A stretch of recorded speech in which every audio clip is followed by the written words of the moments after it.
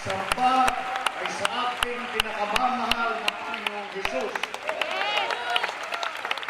Ako po ay nagpapaabot ng dobleng paggalang sa ating beloved Honorable Pastor William Estrada Almeda at sa alaala ng ating beloved Assistant Pastor Lina C. Almeda, ang kanilang beloved children, at sa inyong lahat, ating beloved brethren.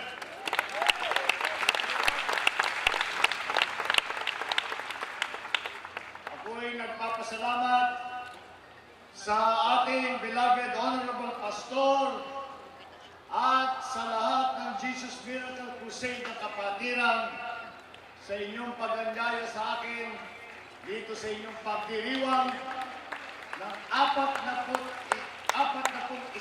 anibersaryo sa pagtataguyod ng Jesus Miracle Crusade.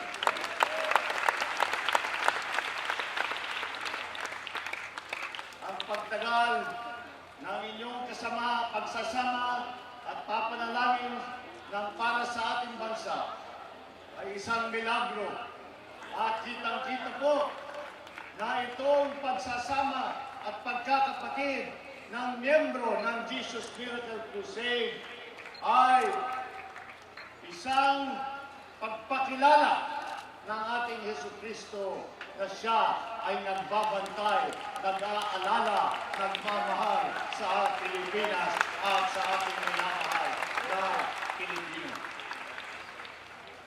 Alam niyo po, ako ay tiniyak ko na ako'y makarating dito at makasama kayong lahat sa pagdiriwang na ito.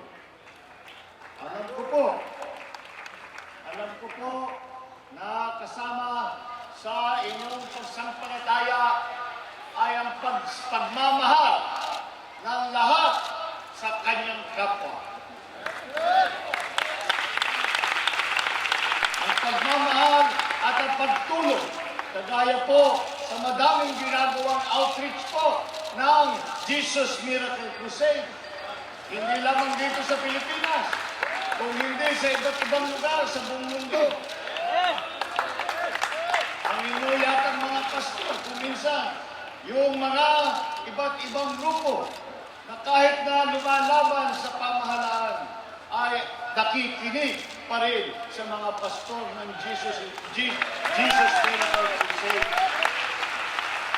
Dahil sa inyong panalangin para sa kapayapaan sa bawat isang Pilipino at para sa buong Pilipinas, nararamdaman po natin na kahit papano, kahit sa daming paghihirap ang ating idinadanas, ay meron pa rin pag-asa na nabubuhay sa mga puso ng ating Pilipinas.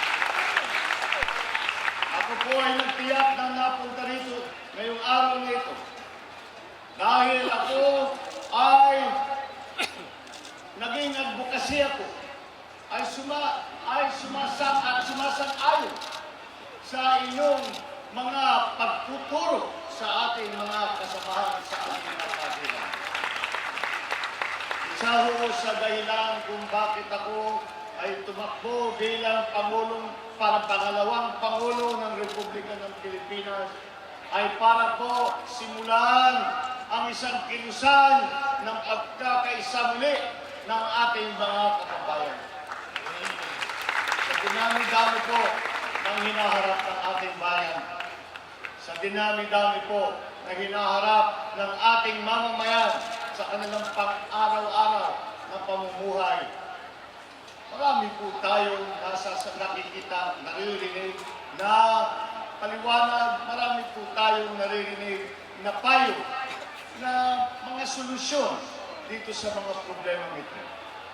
Ngunit, kahit po itong mga problema ito, alam na po natin ang solusyon kung hindi po tayo nagmamahalan, kung hindi po tayo nagtutulungan, kung hindi po tayo nagkakaisa, hindi po natin magagawa na bigyan ng kaunting ginhawa ang ating mga minamahal na kapwa Pilipino. Kaya po,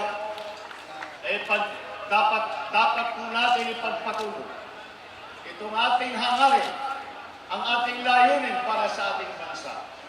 Na ang sambayan, ang sambayanan ay muling magkaisa. Muling magkaisa sa pag-unawa, sa pagmahal, pagsampalataya kay Jesucristo.